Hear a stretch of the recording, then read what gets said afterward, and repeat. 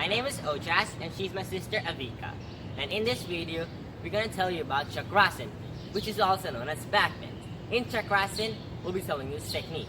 And as for our technique, we'll be telling you how to do Chakrasana, what care needs to be taken care of, when to inhale or when to exhale between different stages of Chakrasana.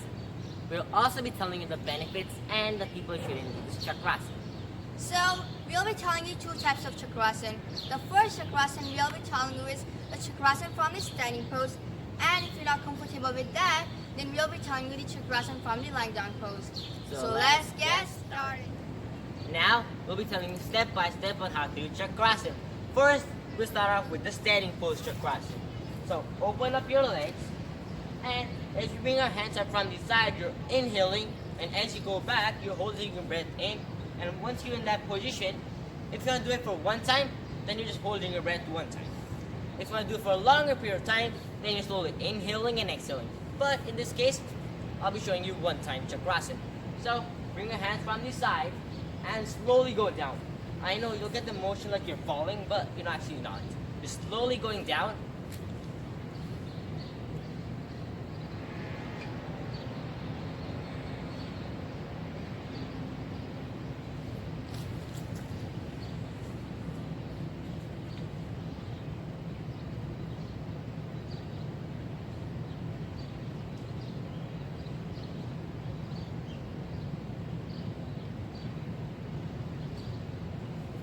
And slowly get it from here.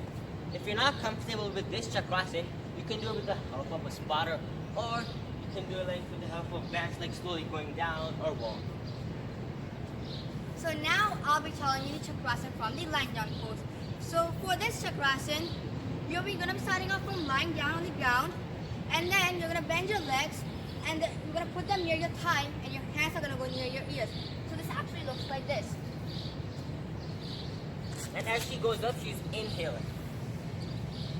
Now I would like to tell you the breathing part. So for the breathing part, you're inhaling as you go up, and if you want to stay for a shorter period of time, then if you want to stay for a longer period of time, then you're slowly inhaling and exhaling, and if you want to stay for a shorter period of time, then you're holding your breath. So you're starting off from here.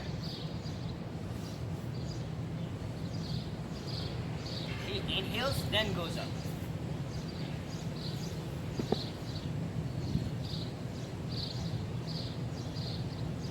And you can stay in that Chakrasana pose for as long as you can. It doesn't matter like if you stay as long as we did. You can do it for as long as you want to. And then slowly come down, like Avika did. Slowly come down. So that was how to do Chakrasana. Now we'll be telling you the precautions and the benefits of Chakrasana. So I'll be telling you the benefits of Chakrasana, guys. The benefits of Chakrasana are that it makes our liver, pancreas, and kidneys more stronger. It helps the people who have asthma, and it's excellent for hearts. And the most important one, it increases our height and makes us more flexible. And I'll be telling you the precautions. So the people who shouldn't do this asana are the people who have high blood pressure, the people who get stressed very easily, the people who have weak arms or weak shoulders.